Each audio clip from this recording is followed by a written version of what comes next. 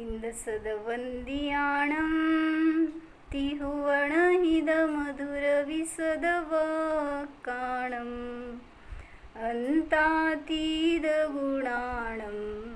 नमो जिनाणं जिदभवाणं। कुंदकुंदाचार्य भगवान की जय।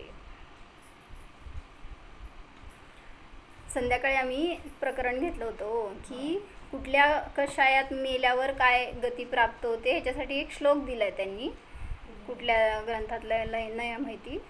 तर क्रोध कषायाने मरेल जीव तर सांगितले वाघ होतो, जर मान कषायाने मरेल तर गाढव होतो, कारण त्याला कुठं मान मिळत नाही गाढवाला.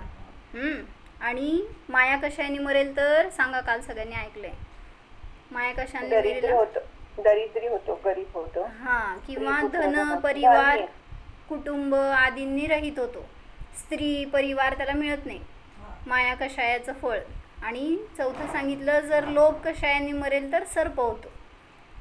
मग त्या सर्पाची गोष्ट सांगितली होती काल, की तो राजा असतो आणि त्याला लोभ असतो त्या धनाचा, आणि त्या धनाच्या विचारात त्या लोभात मेला आणि साप होऊन जन्मला तर त्याच खजान्यावर बसला जाऊन. खूप मोठा सर्प होता आणि त्याला आयुष्य मिळालं होतं 10,000 वर्षाचं. तर त्या राजवाड्यात त्याचा राजकुमार होता. मग तो एक दिवस म्हणजे तळघरात कुठं असेल खजाना तिथं तो राहायचा, तो सर्प. आणि एक दिवस मुनिराज आले आणि त्यांचं आहार झालं, वर राजकुमारांनी आहार दिला, तर ते रुद्धिधारी मुनी होते, पंचाश्चर्यवृष्टी झाल्यावर ते नगाडे वाजायला लागले, देवदुंदुबी झाली. म्हटल्यावर त्या आवाजाने साप बाहेर आला, तो नाग, कोणाचा आवाज आहे म्हणून. मग तो मुनींचा चेहरा बघितला की त्याचे भाव बदलले आणि तो त्या मुनींच्या चरणाशी नमन करतो. आणि मग त्या राजकुमारांनी सांगितलं, म्हणले हा आमच्या तळघरात राहतो खजान्यामध्ये, आणि मी जर गेलो तर मला एकट्यालाच दंश करत नाही किंवा मला काय त्रास देत नाही, पण माझ्या व्यतिरिक्त जे कोणी जाईल त्याला तो अंगावर जातो. मग ज्ञानी होते, अवधी ज्ञानी मुनी, त्यांनी सांगितलं हा तुझ्या पित्याचा जीव आहे, करणार काय पित्याचा असला तरी पण. मग त्याला संबोधन केलं नागाला मुनींनी, त्याचे भाव परिवर्तित झाले आणि त्याला देशना मिळाली. तो मरून त्याचं आयुष्य 8 दिवस राहिलं होतं. मग मुनींच्या उपदेशाने त्यांनी अणुव्रत ग्रहण केली, सगळ्या पापांचा त्याग केला आणि मरून स्वर्गात देव झाला. देव झाल्यावर त्याच्यानंतर परत तो त्या मुनींच्या दर्शनाला आला की तुमच्या उपदेशाने माझं कल्याण झालं असं म्हणून. आणि त्या राजकुमाराला भेटायला गेला. नंतर त्याला कडकडून मिठी मारली त्यांनी आणि त्याच्यासाठी म्हणून काय आणलं होतं सांगा, गिफ्ट आणलं होतं. त्या देवलोकातले रत्नहार आणले होते त्यांनी त्या राजकुमाराला द्यायला. आणि ते बघितल्यावर सगळी लोक अचंबित, म्हणले इतके सुंदर रत्नहार कधी देवलोकाचे मनुष्य लोकांना बघायला तर मिळायचे का. आणि ते बघितल्यावर सगळ्यांना धर्माची महिमा पटली, किती म्हणजे धर्माचं मोल आहे. मग मायाचारीचं फळ त्याला मिळालं किंवा लोभाचं फळ मिळालं, तिर्यंच्यामध्ये गेला, सर्प झाला.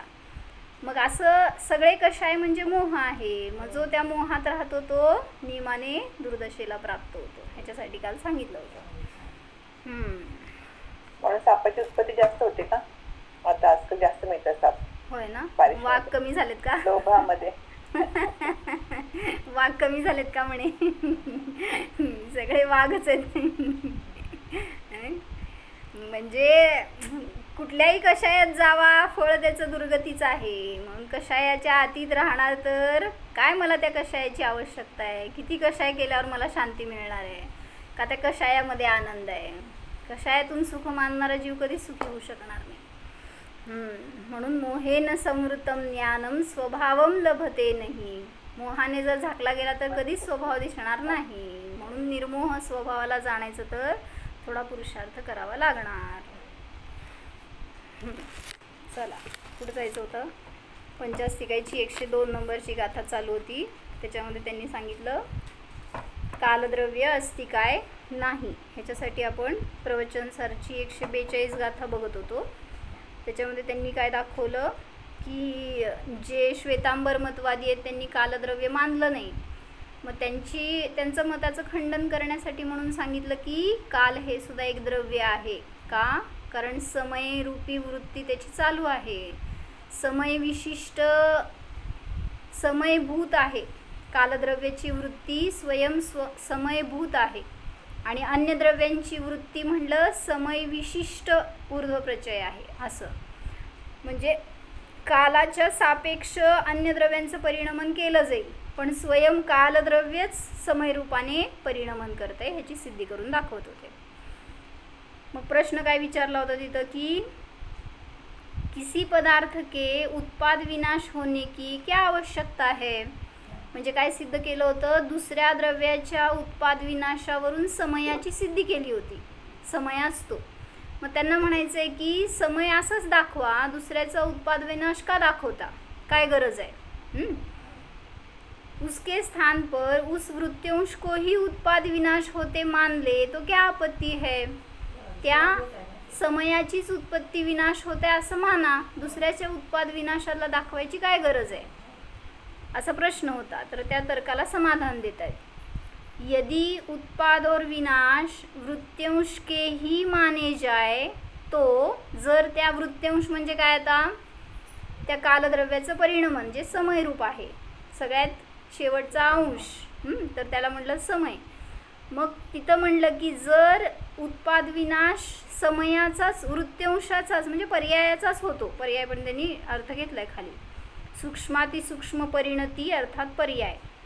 जर पर्यायाचाच उत्पाद आणि विनाश होतो असं म्हणलं तर तिथं प्रश्न विचारलाय, तो उत्पाद आणि विनाश युगपत होतो का क्रमशः होतो. कोणाचं म्हणायचं कळतंय ना काय प्रश्न विचारलाय. कालद्रव्याची वृत्यांश रूप जी पर्याय आहे तर त्याचा उत्पाद आणि विनाश युगपत होतो का क्रमशः होतो. यदि युगपत कहा जाए तो युगपतपणा घटित नहीं होता. का, कारण एका समयाला दोन विरोधी धर्म दिसून येणार नाहीत. उत्पाद आणि विनाश हे विरोधी धर्म आहेत, त्यामुळे दोघांचं एका समयामध्ये अस्तित्व नसणार. एकतर उत्पाद असणार, एकतर विनाश असणार. मग एकाचा उत्पाद आणि दुसऱ्याचा विनाश ठीक आहे, पण एकाच वृत्यांशाचा उत्पाद आणि विनाश होणं शक्य नाही.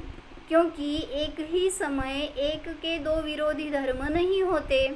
जसं उदाहरण दिलं होतं त्यांनी की एक ही समय एक वृत्यांश के प्रकाश और अंधकार की भांति उत्पाद और विनाश दो विरुद्ध धर्म नहीं होते. एक तर प्रकाश असेल नाही तर अंधकार असेल.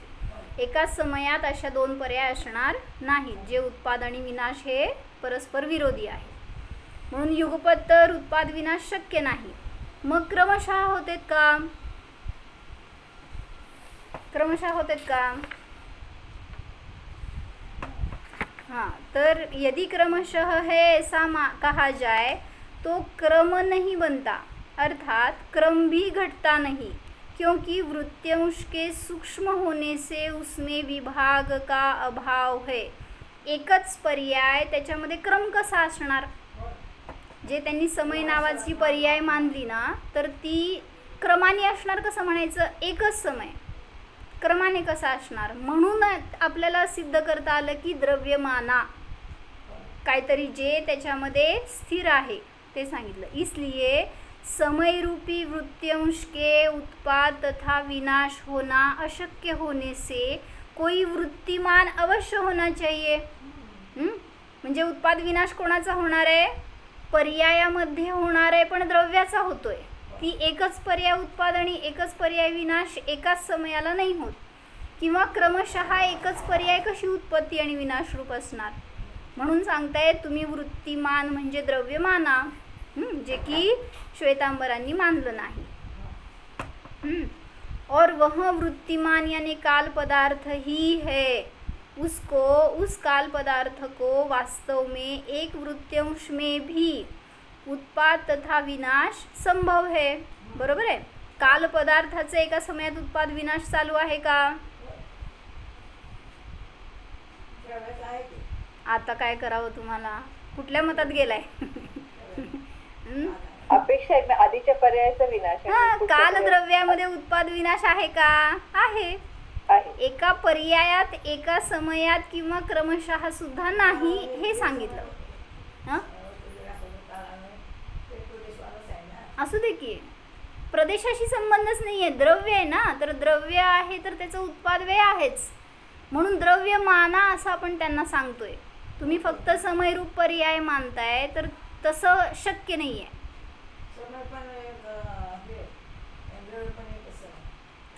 द्रव्य एक समय कसं? द्रव्य एक प्रदेशी म्हणताय तुम्ही. प्रदेश वेगळा आणि समय हे काल वेगळा पर्याय आहे ना ती. मग द्रव्य आहे ते सगळ्या पर्यायामध्ये कॉन्स्टंट आहे, त्यामुळं उत्तर पर्यायात पण आहे आणि पूर्व पर्यायात पण होता. म्हणून एक वृत्यांश में भी उत्पाद और व्यय संभव है. काल पदार्थामध्ये उत्पाद विनाश एका समयाला संभव आहे. क्योंकि जिस वृत्तिमान के जिस वृत्यांश में कोणाच्या अपेक्षेने उत्पाद आणि व्यय सांगा, दोन पर्याय आहेत. एक द्रव्य, त्या द्रव्याच्या दोन पर्यायांमध्ये उत्पाद विनाश होतोय, तर पूर्व पर्यायाचा व्यय म्हणजे त्यांनी सगळे शब्द असे घातलेत. पूर्व पर्याय रूप वृत्यांशाचा व्यय, उत्तर पर्याय रूप वृत्यांशाचा उत्पाद, आणि त्याच्यामध्ये द्रव्यरूप वृत्यांश आहे तो कायम आहे. हां, वृत्तिमान म्हणायचं द्रव्याला. तर काय घेतलं त्यांनी? वृत्तिमान, जिस वृत्तिमान के जिस वृत्यांश में उस वृत्यांश की अपेक्षा से जो उत्पाद है वही उत्पाद उसी वृत्तिमान के उसी वृत्यांश में पूर्व वृत्यांश की अपेक्षा विनाश है. विनाश कुठल्या समयात आहे? उत्पाद कुठल्या समयात आहे? एकाच समयात आहे. पूर्व पर्यायाचा व्यय आणि उत्तर पर्यायाचं उत्पाद म्हणताना एकाच समयात उत्पाद पण आहे आणि विनाश पण आहे. जसं तुम्ही देव होता पूर्वभावात आणि देव मरून मनुष्य झालाय समजा, मुद्दाम तिर्यंची आणि नारकी म्हटले नाही, तर देव होता आणि मरून मनुष्य झालाय. सांगा कुठल्या समयात मेला आणि कुठल्या समयात उत्पन्न झाला? हां, मग त्या एका समयाला जिंकायचंय ना, एका समयाला जिंकायचंय आपल्याला. आता मरणार आहे ना, इथून पुढे जायचंय तुम्हाला. असं मी गती वाटायला बसली नाही आहे. वर जायचंय. कुठं वर? मोक्षाला.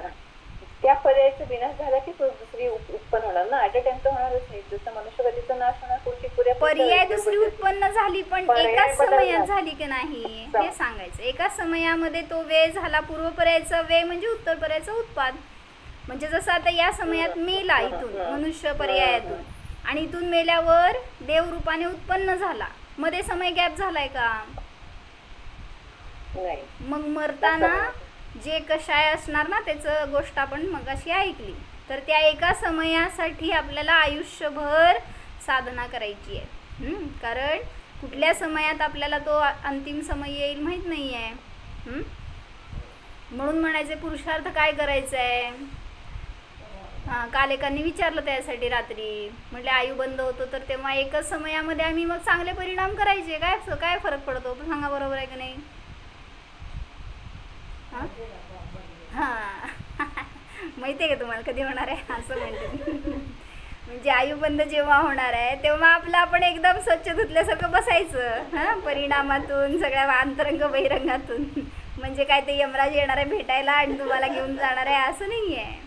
म्हणजे परिणाम त्यावेळेस कसे असणार हे आयुबंद कधी होणार आहे माहीत नाही आहे. त्याच्यासाठी सांगितलं पुरुषार्थ तर प्रतिसमयाला करायला पाहिजे.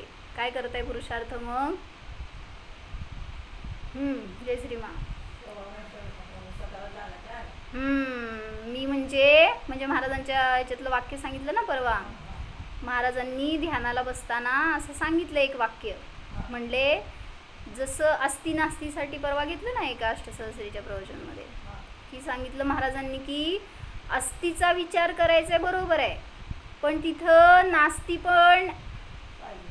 पण आहे हां किंवा पाहिजे. जसं नुसतं आहेचा विचार तुम्ही करत नसता, त्याच्यामध्ये नाहीचा विचार पण आहे. कसं सांगितलं? मी जीव आहे हा विचार करताय तर तिथं मी शरीर नाही हा पण विचार आहे. त्यामुळं दोन्ही रूपानी एका वेळेस अस्ति आणि नास्ती दोन्ही आहेत. मग त्यामुळं दोन्हींचा स्वीकार केला तर स्याद्वाद समजला, अनेकांत समजला, वस्तूचं स्वरूप समजलं.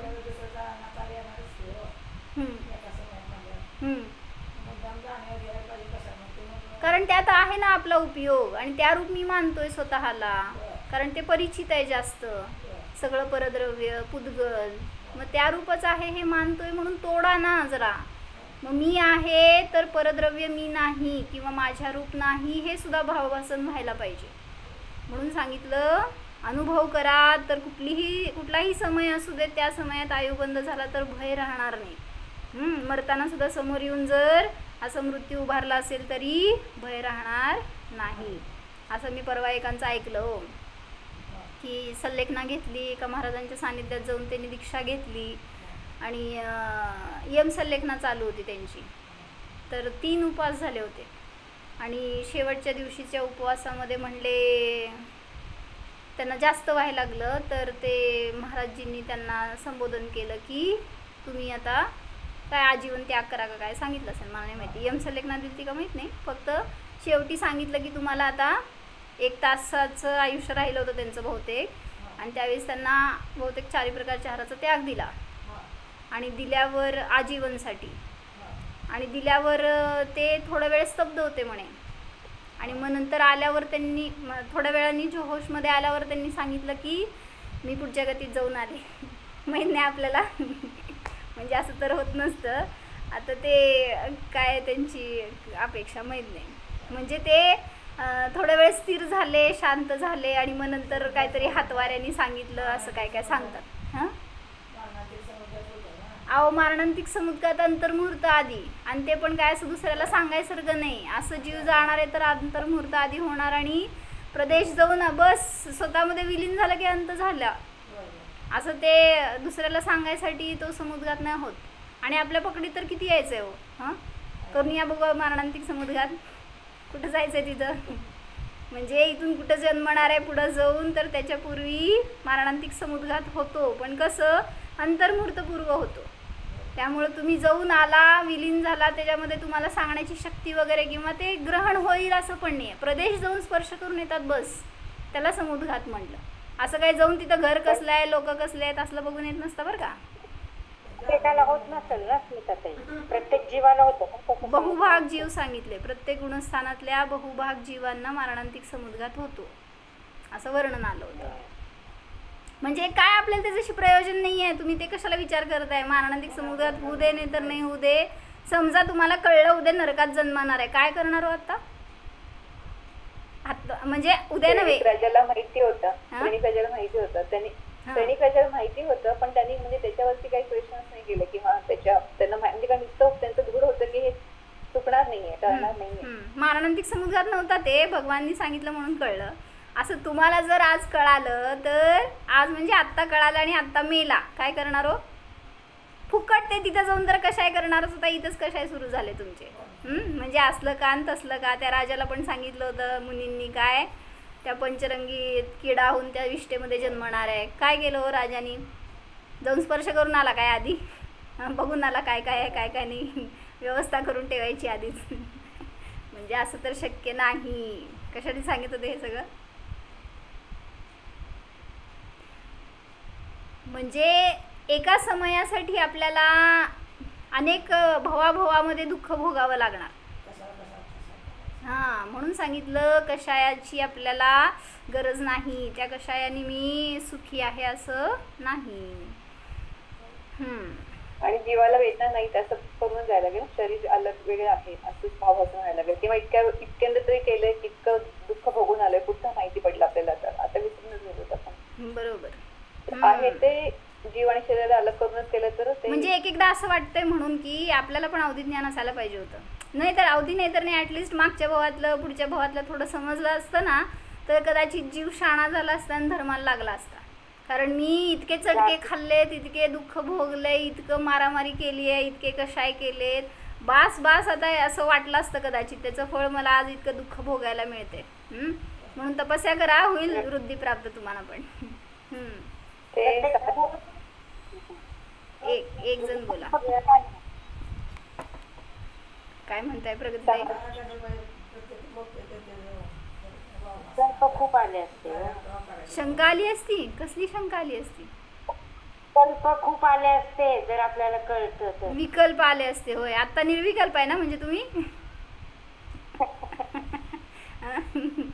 म्हणजे मला म्हणायचंय धर्माला लागायसाठी त्याचा उपयोग झाला असता नाही तुम्ही लोक दुसराच उपयोग केला असता माहिती आहे. अवधी ज्ञानाने जाणलं असतं कुठं धन ठेवलंय आणि काय कसं मिळणार मला. परत त्या संसाराच्या वृद्धीसाठीच वापर करणार आपण. काय म्हणतात दीपाली भाभी? दीदी ते अवधी ज्ञानचं कळालं असतं तरी मग जर सगळ्यांना कळालं असतं तर पटकन सगळेजणच मोक्षाला गेले असते. तर 608 जीव जातात मोक्षाला. अहो किती अवधी ज्ञानी काय सगळे मोक्षाला गेलेत का काय? अवधी ज्ञान सगळे मोक्षाला जातात असं नाही. फक्त धर्माला लागले असते याच्यासाठी. अवधी ज्ञान असं नाही, फक्त एक विशिष्ट क्षयक्षम जरी असतं आपल्याला तरी पण त्याच्या निमित्तात भय वाटलं असतं. एक पाप भीरू वृत्ती सुद्धा धर्माला प्रेरित करणारी असते.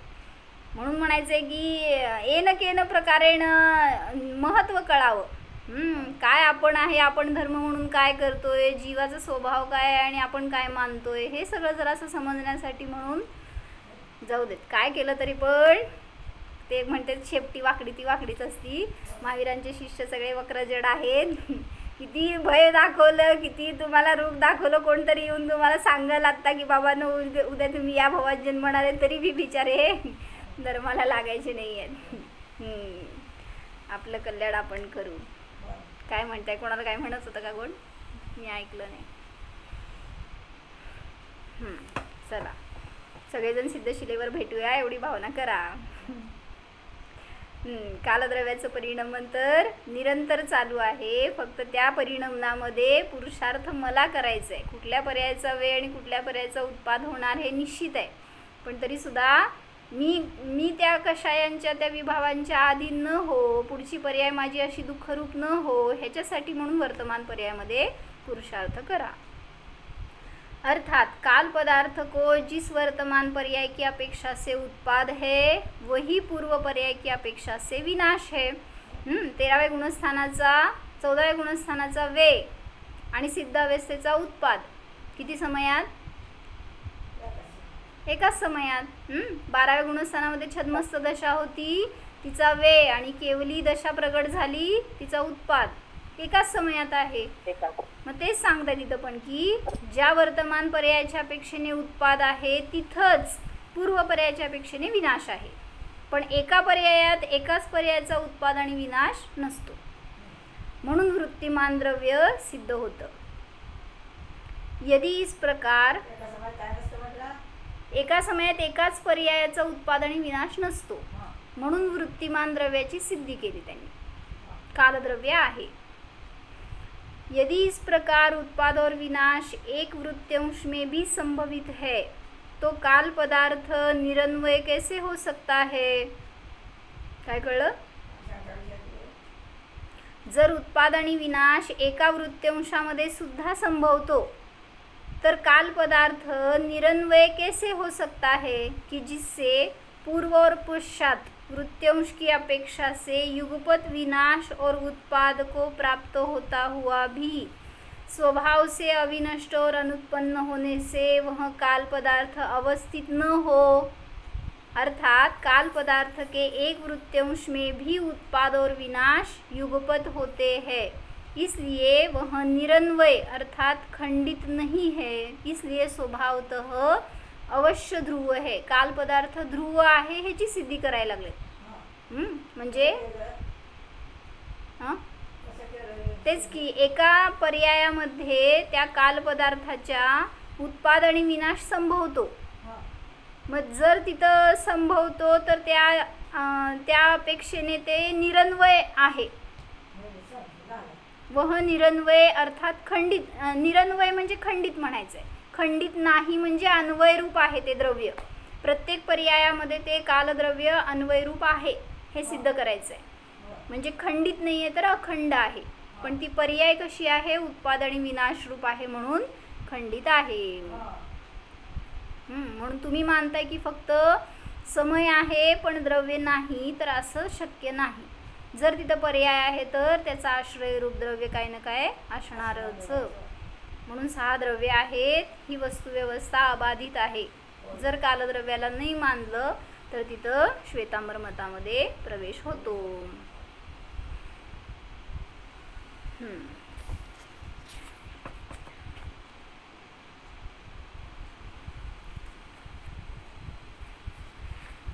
अजून एक गाथा आहे, वाचा ती. काय तसंच घेतलेलं आहे, नुसता अर्थ वाचते मी. काय घेतलंय त्यांनी?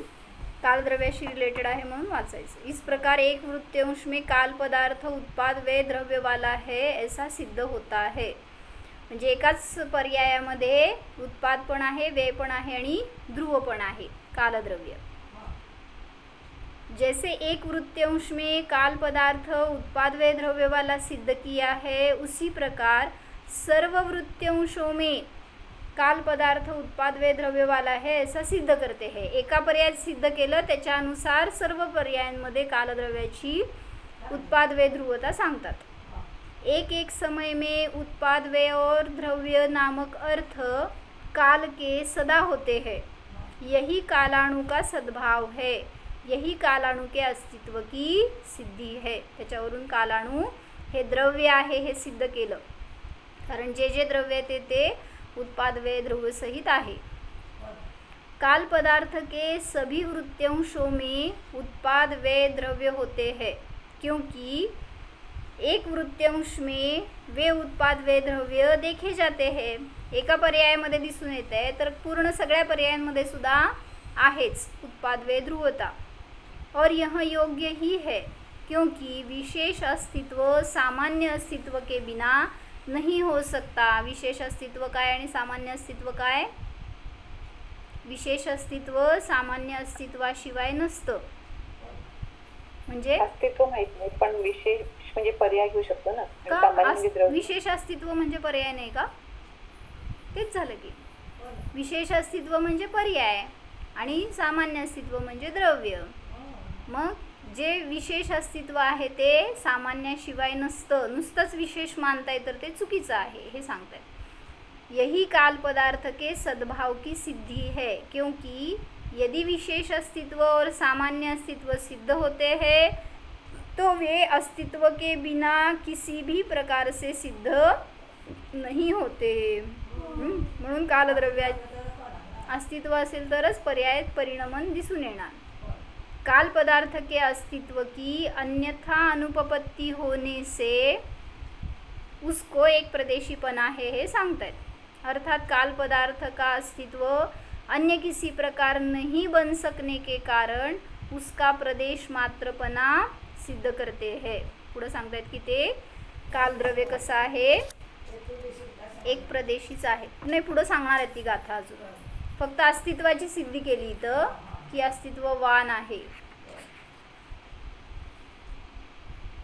आता वाचा ते परत लय घुसत जातो त्याच्यामध्ये. आपण 144 नंबरची गाथा आहे त्याच्यामध्ये त्यांनी पुन्हा कालद्रव्याला जिस पदार्थ के प्रदेश अथवा एक प्रदेश भी परमार्थतः ज्ञात नहीं होते उस पदार्थ को शून्य जानो जो कि अस्तित्व से अर्थांतरभूत है. म्हणजे ज्या पदार्थाला प्रदेश नाही असं एकही पदार्थ नाही. काय कळलं? पदार्थ आहे तर त्याचे प्रदेश असतातच.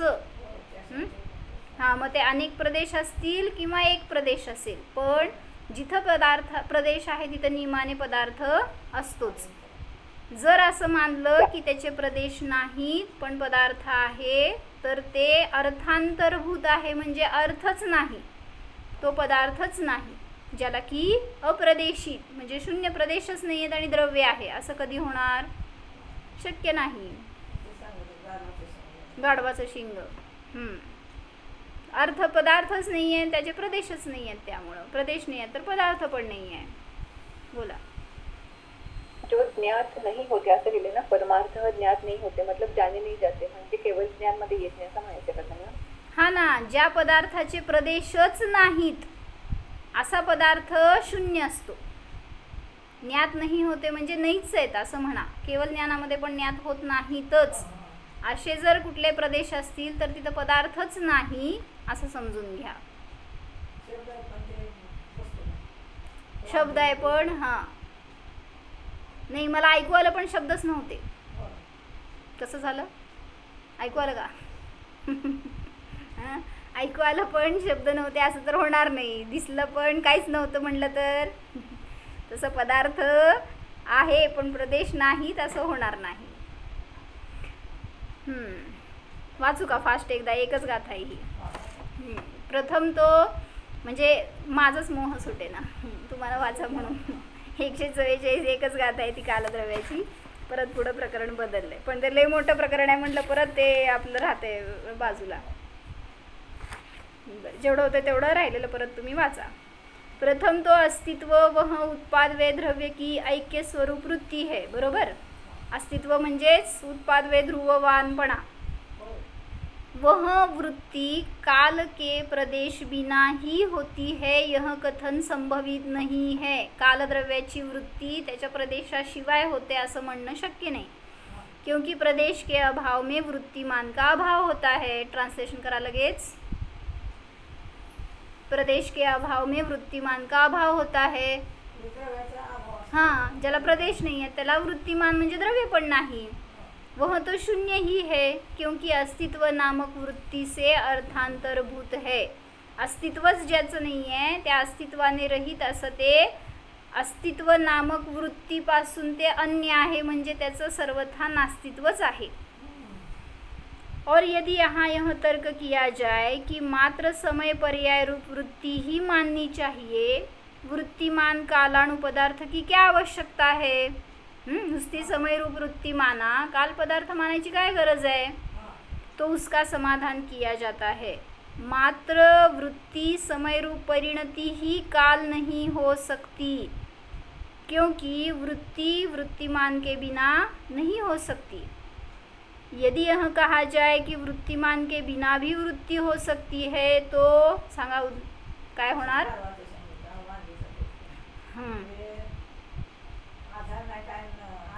हां, बरोबर. आधाराशिवाय जर पर्याय होते असं मानलं तर कारणाशिवाय कार्य होते असं म्हणावं लागेल.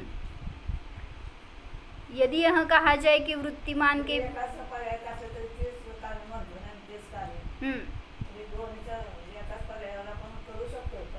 पर्यायाचा आधारच नाही आहे तिथं, तर काय म्हणणार कारण आणि काय कार्य. तर काय झालं.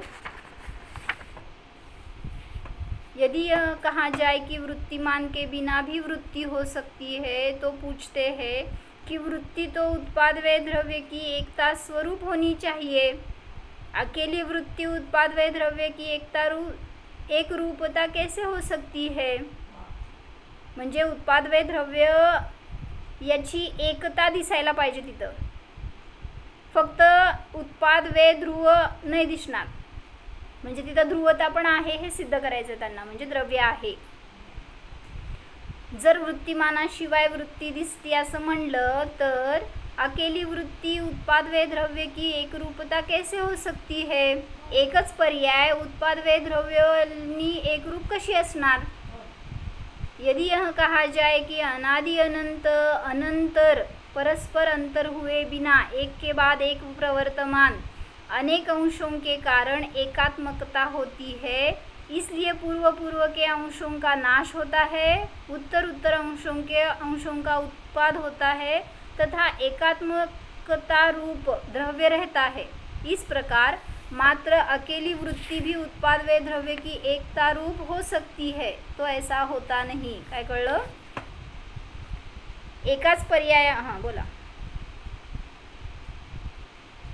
पर्याय उत्पन्न होत जात आहे तसं पकडलं त्यांनी. हां, म्हणजे जे अनादीपासून संतान चालू आहे ना, तर त्या संतानाच्या अपेक्षेने एक एक पर्याय जी उत्पन्न होती एकानंतर एक गॅप शिवाय परस्पर अंतर शिवाय जे काय प्रवर्तमान अनादि अनंत अंशांचं परिणती आहे त्याची एकात्मक रूप घेतली तर उत्पाद पण आहे, व्यय पण आहे आणि ध्रुव पण आहे असं त्याला म्हणायचं आहे. आम्ही म्हणतोय त्याला द्रव्य म्हणा, पण तो म्हणतोय पर्यायातच उत्पाद व द्रव्याची एकरूपता दिसून येते. तर आचार्यांनी सांगितलं ऐसा नहीं है, क्योंकि उस अकेली वृत्ति में तो जिस अंश में नाश है और जिस अंश में उत्पाद है वे दो अंश एक साथ प्रवृत्त नहीं होते.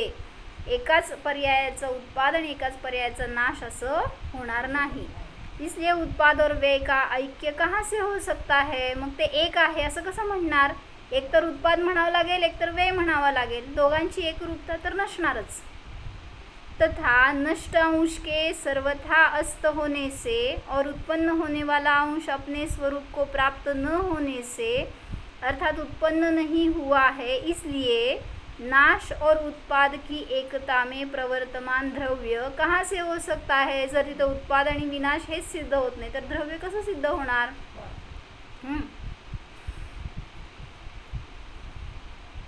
म्हणजे जे नष्ट झालेलं आहे आणि उत्पन्न होणारा अंश आहे ते त्यांच्यामध्ये एकरूपता कशी राहणार, एकता कशी राहणार?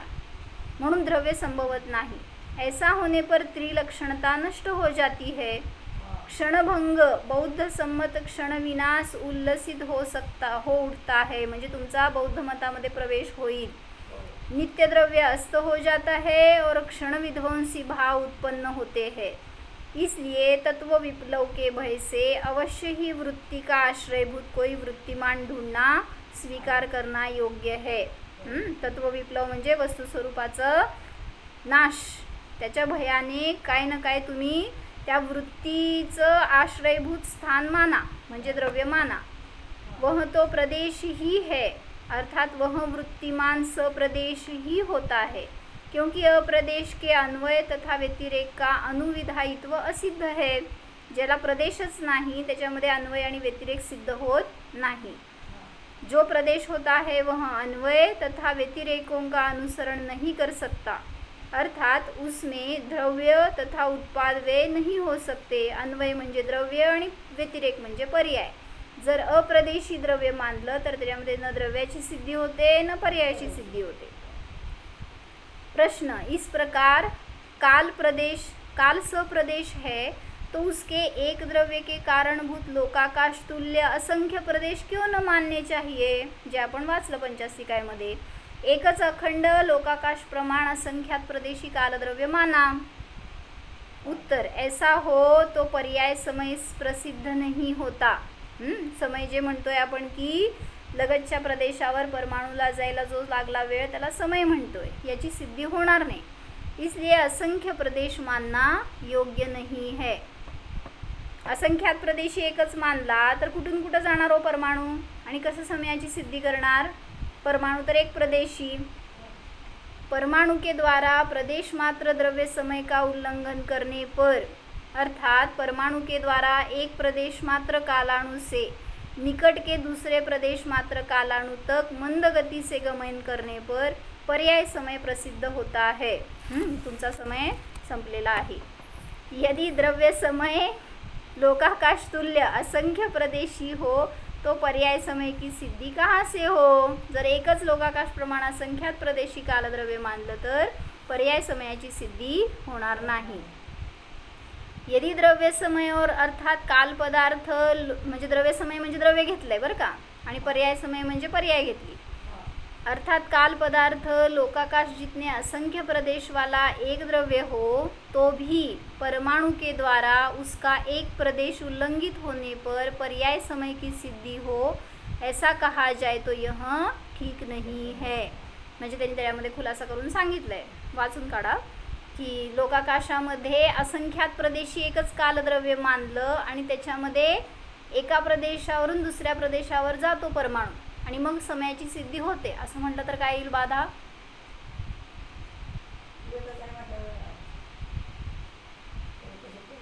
कालाणूचे असंख्य प्रदेश आहेत. एका प्रदेशावर परमाणू स्थित आहे आणि तो दुसऱ्या प्रदेशावर चाललाय तर तिथं तेवढा गेल्यावर पर्यायाची सिद्धी होते असं म्हटलं तर काय आपत्ती येईल? नाही, त्यांना म्हणायचंय कालद्रव्याचं संपूर्ण परिणमन दाखवायचंय. कालाच्या एका अंशाचं परिणमन म्हणजे समय नाही आहे, तो एक अंश झाला ना. असंख्यात प्रदेशी एकच कालद्रव्य घेतलं तर त्याच्या एका प्रदेशावर जर परमाणू आणि तो दुसरीकडे गेला तेव्हा समयाची सिद्धी झाली म्हटलं तर ते एका अंशाचं परिणमन झालं त्या द्रव्याच्या. मग तसं तर एका अंशातून सिद्धी होत नाही. मग त्यात त्यांनी दोष दिलेत की द्रव्य के एक देश की परिणति को संपूर्ण द्रव्य की परिणति मानने का प्रसंग आता है. एक देश की वृत्ति को संपूर्ण द्रव्य की वृत्ति मानने में विरोध है. संपूर्ण काल पदार्थ का जो सूक्ष्म वृत्यांश है वह समय है परंतु उसके एक देश का वृत्यांश वह समय नहीं है. जे त्याचं एक देश म्हणजे एका अंशात झालेलं परिणमन आहे त्याला समय म्हणता येत नाही. पूर्ण कालाणू आहे तो त्याचं परिणमन म्हणजे समय आहे. तथा तिर्यक प्रत्यय को, दुसरी आपत्ती दिली आहे. तिर्यक प्रत्यय को ऊर्ध्व प्रत्यय पण एका प्रसंगात आहे. काल पदार्थामध्ये कुठले प्रत्यय आहेत? तिर्यक प्रत्यय आहे का ऊर्ध्व प्रत्यय आहे? का दोन्ही आहेत का दोन्ही नाही आहेत? तिर्यक प्रत्यय नाही. तिर्यक प्रत्यय म्हणजे प्रदेशांची रचना. मग कालद्रव्य तर एक प्रदेशी आहे. ऊर्ध्व प्रत्यय आहे कारण एकानंतर एक येणारी ती पर्याय आहे. प्रथम कालद्रव्य एक प्रदेश से वर्ते, फिर दूसरे प्रदेश से वर्ते, फिर अन्य प्रदेश से वर्ते, ऐसा प्रसंग आता है. इस प्रकार तिर्यक प्रत्यय ऊर्ध्व प्रत्यय बनकर द्रव्य को प्रदेश मात्र स्थापित करता है. म्हणजे जे प्रदेशांची रचना दाखवली तिर्यक प्रत्यय, त्यालाच तुम्हाला ऊर्ध्व प्रत्यय म्हणावं लागेल असं आपत्ती येईल. म्हणून सांगतायत की तिर्यक प्रत्यय ही ऊर्ध्व प्रत्यय है, ऐसा मानने का प्रसंग आता है, इसलिए द्रव्य प्रदेश मात्र ही सिद्ध होता है. म्हणजे कालद्रव्य किती प्रदेशी आहे? तर एक प्रदेशी आहे. इसलिए तिर्यक प्रत्यय को ऊर्ध्व प्रत्ययपना न मानने वाले को प्रथम ही कालद्रव्य को प्रदेश मात्र निश्चित करना चाहिए. असं हे द्रव्य आहे की जे एक प्रदेशीच आहे, त्याच्यामध्ये तिर्यक प्रत्यय नाही आणि त्याची परिणती त्याच्या सूक्ष्म वृत्यांशाला समय म्हणलं जातं. मग त्याचं परिणमन हे अन्य द्रव्यांच्या परिणमनामध्ये निमित्त आहे. पण म्हणून कालद्रव्याची अस्तित्वाची प्रथम सिद्धी व्हायला पाहिजे, तर त्याचं परिणमन पण सिद्ध होणार, कारण द्रव्याशिवाय पर्याय नसते. तसंच म्हटलं की जीवद्रव्य आहे, कसं सिद्ध करणार? कालद्रव्याचं समजलं. जीवद्रव्य आहे कशावरून? कारण परिणमन दिसून येते, मी जाणतोय, ज्ञानाचं कार्य दिसतंय, आनंदाचं कार्य दिसतंय, सुख दुःख रूप परिणती दिसतीये बहिरंगामध्ये. मग तिथं सांगितलं जर हे कार्य चालू आहे तर त्या अर्थी कोणी ना कोणी द्रव्य तिथं आहेच. म्हणून ज्ञानाचं कार्य जर मी इथं चालू आहे जाणणे रूपाने, तर त्यातून सिद्धी करा स्वतःच्या आत्म्याची. मी या शब्दांना जाणतोय तर जाणणारा तो मी आहे. मग त्या मीला जाणलं तर आपल्याला शांती आहे, सुख आहे, म्हणून जाणा. हो, हा मी जीवद्रव्य आहे जाणा. माझ्यामध्ये कालद्रव्य नाहीच. मला कालद्रव्याची अपेक्षा नाहीच. कालद्रव्याचा देखील हा मी ज्ञाता मात्र आहे. जन्म मरण रहित आहे. सुख दुःख विभाव परिणमन रहित आहे. अनादि अनंत ध्रुव आहे जाणा. ध्रुव स्वरूपोहम.